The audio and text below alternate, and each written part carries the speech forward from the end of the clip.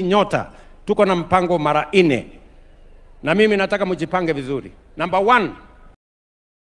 Ladies and gentlemen, welcome back to Hezbon TV. Guys, don't try to swipe up this video.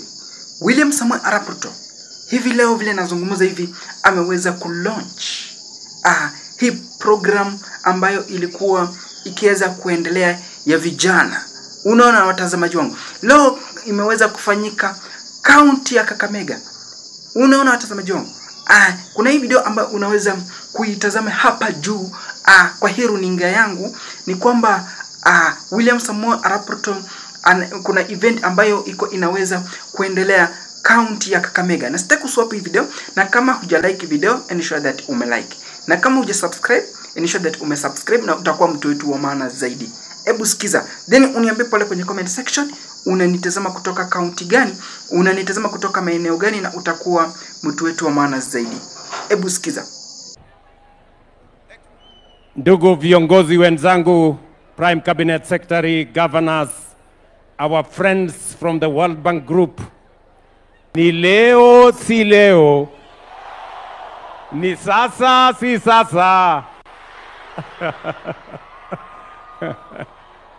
Aya, ndugu wananchi, vijana wa taifa letu la Kenya, leo ni siku ya furaha sana na ya muhimu, kwa sababu I must say this, that today is a most consequential day in Kenya as well, because today we come here to finally launch Nyota and all the programs that come with it.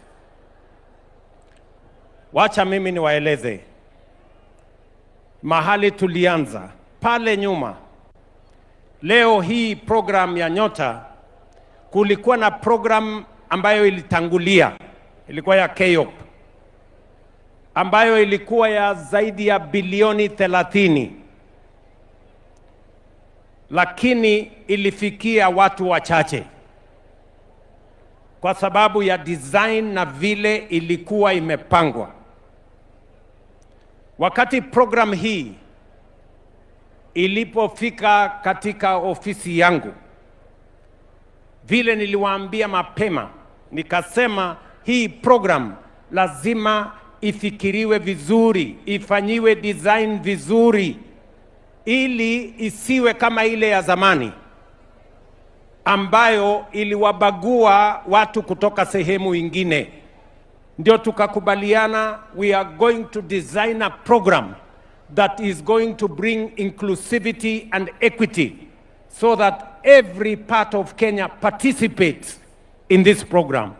I am very proud that today, with our partners, the World Bank and other partners, we have designed a program that will make sure young people, entrepreneurs in every part of Kenya will participate in this program, be part of it, and benefit from it. Vijana hoye!